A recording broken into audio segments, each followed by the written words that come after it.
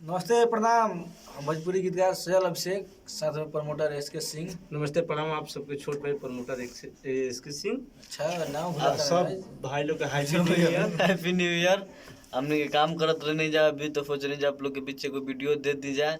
एफे के काल जो web company से गीत रिलीज भइल रहे कि दारू पी के मनी नहीं फाल, तो सब कोई दारू पी के मना ले बा। तो फिर एबे को गीत रिलीज भइल बा कि आरा में होई धमाका, छापा ले आवे के छाका। वो फाइनली आफी फिल्म पर चढ़ गइल बा।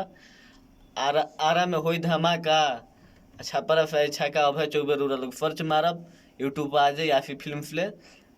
ये गाना के आप लोग खूब प्यार दुलार दी। यही तरह लौकैले रही।